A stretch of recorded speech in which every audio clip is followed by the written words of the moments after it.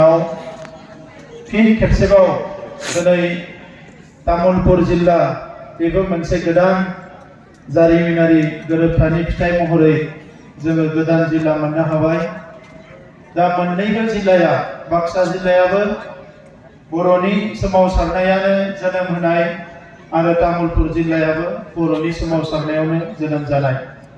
दा एबसुनि जारिमिनाव तामुलपुर जिल्ला हिसाबै गोदान मोनसे जिल्ला मोननो हाबाय आरो जों खोनानो मोनदों मैयायो मोननैबो जिल्लाखौ बोखावनानै जुदा जुदायै जिल्ला आफाद दानाय जादों। दा मोननैबो जिल्लानि गोदान आफादगिरि बाक्सा हिसाबै तामुलपुरखौ लाफानानै मोनसे जिल्लामोन। दा गावबाय हिसाबै बाक्सायाबो गोदान जिल्ला जाफिनबाय। दा बे गोदान जिल्लानि आफादगिरि नेहाथारि आरो गोदानथार तामुलपुर जिल्लानि आफादगिरि नेहाथारि बिथांमोननो आङो गोसो गोरबोनि हामलायनाय बावहरदों आरो मिजिंथिदों फैगौ बोसोरनैयाव बिथांमोना मोननैबो जिल्लाखौ जोबोद मोजाङै दैदेनलांनो हागोन।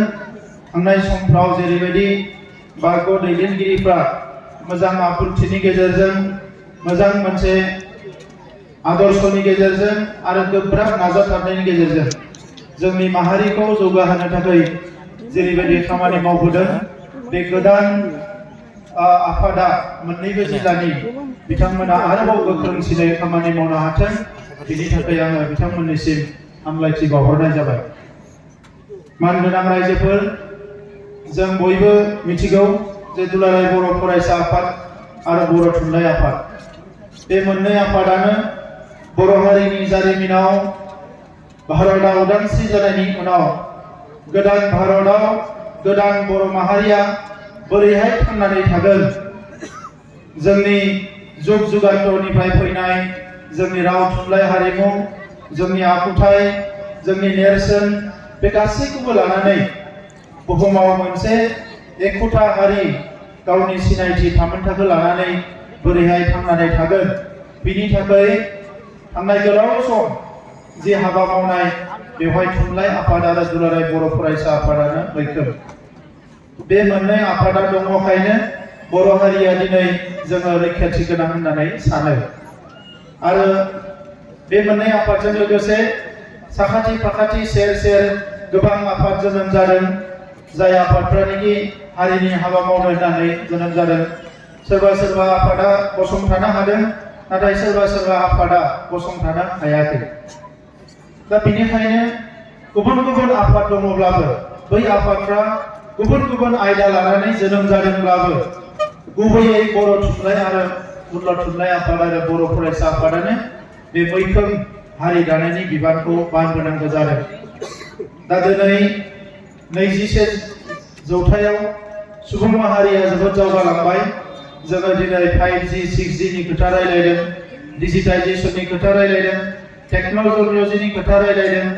जोंनि जिउ संसार जानायाव आगानफ्रोमबो टेक्न'लजिया साग्लोबजोब्बाय, जोंनि गासैबो साननाय हनायफ्रा गोदान महर मोनबाय। दा बेबायदि समाव मोनसे हारिया जि मोनसे हारि फोथांनायनि दावहा बेखौ गोदान गोदान महरजों जुजिनांगौ जानानै फैदों। मोनसे समाव भारतआ उदांस्रि जानो ब्रिटिशजों जुजिदोंमोन, बिनि उनाव बर'आ उदांस्रि जानो थाखाय गावनि हादोरनि मानसिफोरजोंनो जोङो जुजिनो गोनां जादों।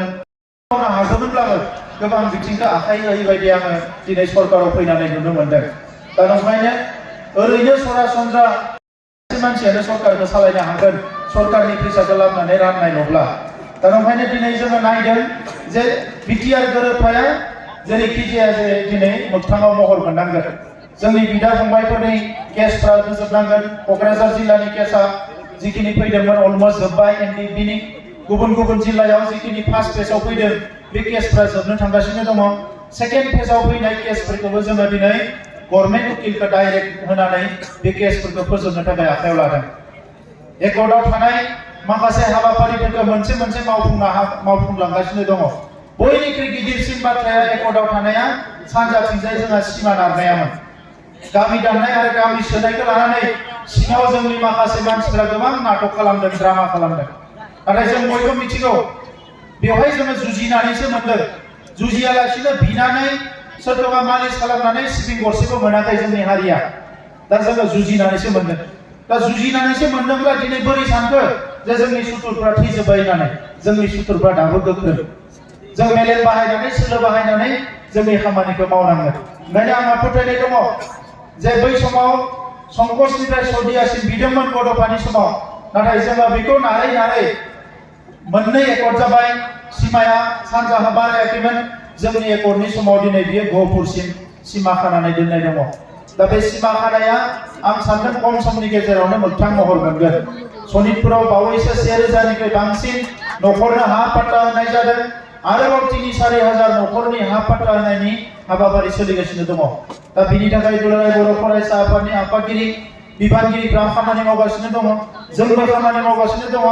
गोबाङानो साननो हानाय सरकाराव फैनायखाय पावार मोननायखाय बिथांमोनाबो लंकायाव थाबा राबन जायो होननानै जोंबो बावलांबाय। दिनै लामा सामा दालां जाम्फैजोंनो गासैबो फिनिश जालांजोबसिगोन बिसोर होनना सोरबा जोंखौ साननो हानाय। नाथाय मानगोनां रायजोफोर 29 बोसोर जि प्रेक्टिसखौ जों खालामबोदों बेखौ जोङो साननैयावनो बावनो हानाय नङा। दा ओंखायनो दिनै सानजानि सिमा बारनाया रोखा। खोलाहा गामि दानायखौ लानानै गोबां दावा खालामदों। नोंथांमोननि सिगाङाव आङो स्पष्ट बाथ्रा बुंनो नागिरदों। दिनै दुलाराय बर' फरायसा आफादजों एनडिपि बारग' एनडिपिनि दैदेनगिरि जा बा जोंफोर जा, जोङो जोंनि नाङा फाङा मोनसेबो गामिखौ जोङो दानना हरनाय बेखौ कुनुदिन जों गनायनाय नङा। सोरबा बुंनाय बायदि राजखान्थि गेलेनो थाखायसो सोरबा सोरबाया नाटक खालामबाय थादों, आदारवाइज बेयाव जेबो गैया। दा ओंखायनो सिमा नारनाय, गामि सोनाय आरो जोंनि जि एकर्डआव थानाय क्लजफोरा जाफुंसारनाय बे गासैबो हाबाफारिखौ जों मावलांगासिनो दङ। दायो जों नुनो मोनदों एनडिपिनि सेंग्राफोरल' नङा, बै समनि बिएससिनि भलेन्टियार फर्ससिम गोबां मानसिफोर दङ जायफोर रिहेबिलिटेसन मोनाखै। थांनाय बिएससिनि समाव मोनाखै, बिटिसिनि समाव मोनाखै, आरो दायो रोजा रोजा बेबायदि सुबुंफ्रा दिनै जोंनि गामि गफाफ्राव दङ जायखौ जोङो दाबो मदद खालामनो हायाखै। देग्लाय बोसोराव दाख्लै बावैसो मोनसे रैखाथि बिथांखि होननानै फोसावनानै जायफोरनि मोदोमाव गुलि दङमोन बिथांमोनखौ गुवाहाटीयाव लांनानै गुलिखौ बरननायनि थाखाय दायो जोंनि समाव जों खामानि मावगासिनो दङ। बे गुलिखौ बरननायनि खामानिखौबो एसे गोबाव मावाखैमोन। रायजो बिनायनि मुङाव जायफोरनि मोदोमाव गुलि दङ, जायफोरा दिनै सोरहाबा बेगुरा जानानै दङ, बिथांमोनखौ दिनै साफा साफा लांनानै जोङो ट्रिटमेन्ट आराम्भ खालामदों। दा जायफोरानोखि अत्यन्त दरकार जानानै दङ। दा बेबायदिनो थांनाय समाव जोंहा जिखिनि डेमेज जाबाय बे डेमेज कन्ट्रल खालामनांगोन। फरायसालिफोरखौ लानानै गोबां आन्दलन खालामबोबाय एबसुआ, बर' साहित्य सभाया, नाथाय स्कुलफोरनि अबस्थाया जोबोद गाज्रि। खुन्दुं कम्बलनि राजनिति खालामबाय थादोंमोन। दिनै खुन्दुं कम्बलनि राजनितिखौ बन्द खालामनाय लोगो लोगो देग्लाय बोसोराव 500 फरायसालिखौ जोङो रिपेरिं खालामनो हागोन, मोजां फरायसालि बानायनो हागोन।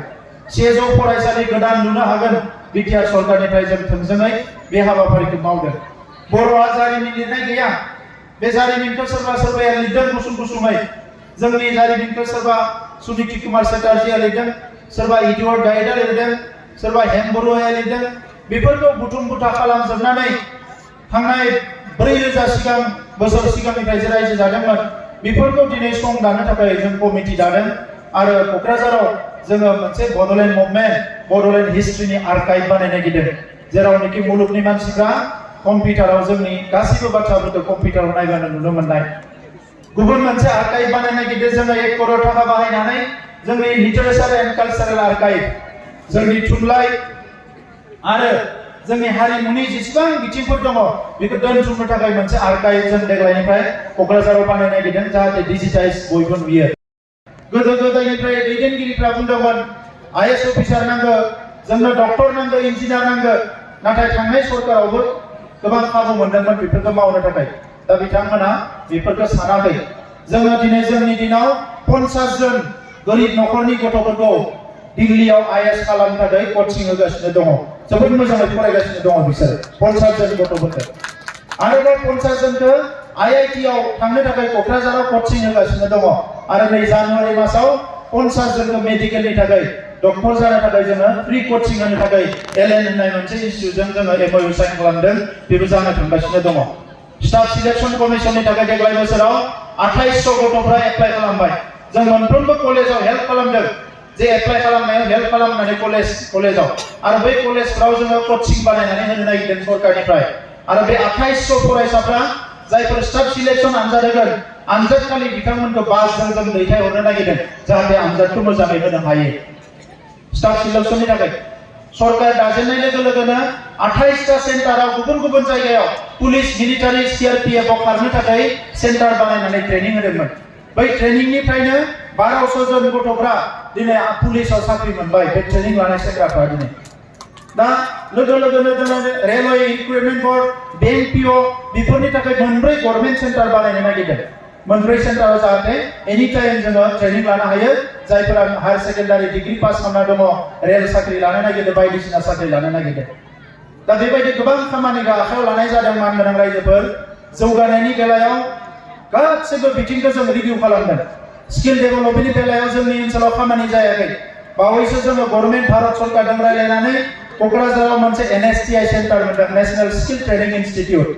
आरो मोनसेबाव इन्टारनेशनेल स्किल माने जि सेन्टार दङ बिनि मोनसे केम्पास जों क'क्राझाराव मोननो हाबावबाय आरो बेजों लोगोसे इन्टारनेशनेल लेंगुवेज लेब मोनसे जोङो क'क्राझाराव मोननो हाबाय जेरावनोखि जोंनि गथ'फ्रा डाइरेक्ट जापानिस जार्मानिस सोलोंनानै बिथांमोना डाइरेक्ट बाहेरायाव खामानि मावहैनो हागोन जोङो तामुलपुर जिल्ला गोदान सिङावनो दारकुसियाव जोङो सिआइएलनि सेन्टार मोननो हाबाय central institute of Indian languages हा होबाय जों बेवहाय दा बेबायदि गोबां फसंथानफोरा जोंनि ओनसोलाव फैगासिनो दङ आरो बे इनफ्रास्ट्राक्चारफोरखौ बानायजोबनो हायोबा आलादा रायजो नङाब्लाबो जे आलादा रायजोनि गासैबो फसंथानफोरा जुदि जाजोबोब्ला जोङो दिनै मोनसे गुबुन रोखोमनि जोङो खामानिफोरखौ मावनो हागोन दा नंखायनो मानगोनां रायजोफोर आङो गोलाव बाथ्रा बुंनो सानाखै हा हुनि जेंना दङ लामा सामानि जेंना दङ गोबां लामा देग्लाय बोसोरावबो हमनाय जादों थांनाय बोसोराव बे लामाया थालांदोंमोन बेखौ जोङो देग्लाय बोसोराव हमफिनदों आरो लोगोसे जिखिनि फरेस्टनि हानि जेंना दङ बे फरेस्टनि हानि जेंनाखौ जों सार्भे खालामदों एनसि भिलेजफोरखौ जोङो इतिमध्ये ड्रोन सार्भे खालामदों आरो फैगौ 12 तारिखनिफ्राय जाय जायनि हाफोरा नामजारि जायाखैमोन बिफानिफ्राय फिसानि नामाव फैयाखैमोन बायना लाना रेजिस्टार खालामनो हायाखैमोन बेफोरखौ जोङो हानि मेला खालामनानै 12 तारिखनिफ्राय 22 तारिखनि गेजेराव फोजोबनो सानदों दा बे समाव आं नोंथांमोनखौ खावलायदों दिनैबो जौ जुवाजों जुजिनो गोनां जादों क'क्राझारनि सोरगिदिं टाउनाव जुवा होनो नागिरो मोना मोनानो लोङो मानसिफ्रा दाबो दाख्लै मोनसेखौ बोखांबाय आरो मैया जुवा आरो सानफ्रोमबो जुवा होनो नागिरो नाथाय दिनै जों स्पष्ट खालामो बियो एबसु बर' थुनलाइ आफाद कुनु बर' जातीय संगठना लुबैया आरो जों सरकार हिसाबैबो जों लुबैया नंखायनो रावबो जाहाथे जुवा होनो साहस खालामा आं बेखौ बयखौबो साबधान खालामनानै होदों मानो जुवा होनांगौ मेला खुंनायनि नामाव फुजा खुंनायनि नामाव जुवा होयो बेथ' जोबोद गाज्रि बाथ्रा दा बे जुवा जुवाफोरखौ जों एलाउ खालामनाङा जोंनि गथ'फोरखौ लेखा फरायहोनांगौ स्किल ट्रेनिं होनांगौ जेसेबां आईटीआई दङ जों खुलिजोबनो सानबाय